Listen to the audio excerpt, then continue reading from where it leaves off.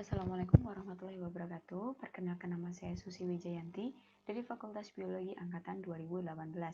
Pada kesempatan kali ini, saya akan menyampaikan informasi terkait dinamika komunitas yang berfokus pada suksesi. Komunitas merupakan kumpulan beberapa populasi berbeda jenis di dalam satuan luas atau volume pada waktu tertentu. Saya menggunakan contoh, yaitu hutan hujan tropis yang merupakan ekosistem yang sangat kompleks yang merupakan ikon khas dari negara Indonesia. Hutan hujan tropis memiliki beberapa karakteristik, antaranya yaitu terdistribusi secara vertikal dan horizontal, memiliki kekayaan spesies yang tinggi, memiliki struktur vertikal hutan berlayer-layer atau yang disebut sebagai stratifikasi. Kemudian stratifikasi atau layer-layer hutan tersebut menghasilkan banyak jenis niche. Niche sendiri merupakan habitat spesifik organisme dengan kisaran yang cocok dengan organisme tertentu. Berikut merupakan stratifikasi dari hutan hujan tropis. Hutan hujan tropis yang sehat terdiri dari setidaknya 5 layer.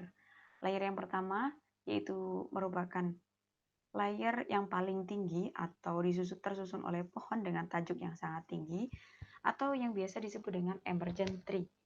Layer pertama sendiri digunakan sebagai habitat burung-burung besar. Salah satunya adalah burung rangkong yang merupakan spesies kunci dari hutan hujan tropis. Selanjutnya adalah layer kedua yang merupakan habitat asli dari orangutan, karena orangutan mampu bergelantungan pada layer kedua tersebut. Kemudian terdapat layer ketiga yang rapat, memiliki densitas pohon yang rapat, yang merupakan habitat asli dari kera. Selanjutnya layer keempat yang berisi dengan semak dan sapling yang merupakan habitat asli dari burung. Selanjutnya ada understory atau layer yang terakhir yang biasanya terdiri dari herba dan seedling yang merupakan habitat asli dari binatang lantai. Selanjutnya, apa itu suksesi? Suksesi merupakan proses perubahan ekosistem dalam kurun waktu tertentu menuju ke arah lingkungan yang lebih teratur dan stabil. Suksesi sendiri terbagi menjadi beberapa bagian, yaitu suksesi autogenik, suksesi primer, dan suksesi sekunder. Sebenarnya antara suksesi autogenik dan alogenik dengan primer dan sekunder hampir mirip, akan tetapi di sini mereka saling berkesinambungan. Yang pertama adalah suksesi autogenik. Suksesi autogenik merupakan suksesi yang didorong oleh faktor biotik dalam ekosistem hutan. Seperti yang telah saya jelaskan sebelumnya, bahwa hutan hujan tropis memiliki tutupan kanopi yang rapat, yang ditujukan dengan layer-layer, banyaknya layer-layer tersebut. Nah, tutupan kanopi yang rapat tersebut menimbulkan atau menciptakan adanya naungan. Naungan atau tutupan kanopi tersebut berpengaruh terhadap suhu, pH, dan kelembapan bagian bawah dari hutan hujan tropis, sehingga menciptakan mikroklimat atau iklim mikro yang selanjutnya dapat digunakan sebagai agen-agen pertumbuhan, agen-agen suksesi seperti lumut, paku, dan seedling seperti itu. Selanjutnya, suksesi alogenik. Berbeda dengan suksesi autogenik, suksesi alogenik lebih dipengaruhi oleh faktor fisik, yaitu dari luar ekosistem hutan. Faktor fisik tersebut antaranya yaitu kebakaran hutan, gunung berapi, banjir, kekeringan, dan perubahan iklim non-antropogenik. Selanjutnya, antara suksesi autogenik dan alogenik dengan suksesi primer dan sekunder, keduanya sangat berpengaruh. Suksesi autogenik merupakan awal dari suksesi sekunder. Apa itu suksesi sekunder? Suksesi sekunder merupakan suksesi yang dimulai dari komponen biotik yang masih tersisa.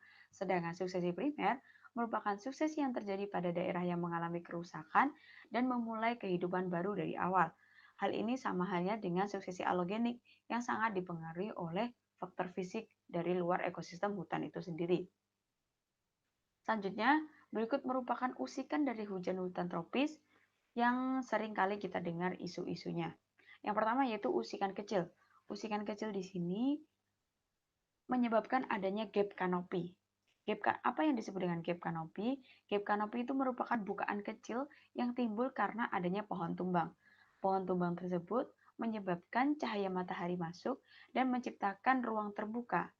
Cahaya matahari yang masuk tersebut memberikan kesempatan bagi seedling dan spesies-spesies pioner seperti lumut ataupun biji-biji dapat berkecambah karena adanya sinar matahari, sehingga tumbuhlah agen-agen pioner atau agen-agen suksesi. Selanjutnya, bagaimana dengan usikan besar? Seperti yang kita ketahui, usikan besar merupakan penebangan hutan dalam jumlah yang tidak terkendali sehingga menciptakan adanya gap area. Kalau gap kanopi tadi merupakan lubang atau bukaan kecil yang memberi kesempatan bagi para biji ataupun seedling dapat tumbuh. Sedangkan penebangan hutan yang berlebihan ini menciptakan gap area yang cukup luas sehingga gap area tersebut sulit untuk mengalami suksesi secara alami. Bahkan dalam beberapa kurun waktu dapat terancam terkolonisasi oleh spesies invasif karena spesies invasif seperti semak itu mampu tumbuh lebih cepat daripada seedling dan spesies lumut sebagai spesies pioner. Jadi, usikan besar tersebut menciptakan gap area yang cukup luas dan tidak memberikan kesempatan bagi agen-agen pioner untuk melakukan suksesi secara alami. Oke, sekian dari saya. Apabila ada kurang lebihnya, mohon maaf. Wassalamualaikum warahmatullahi wabarakatuh.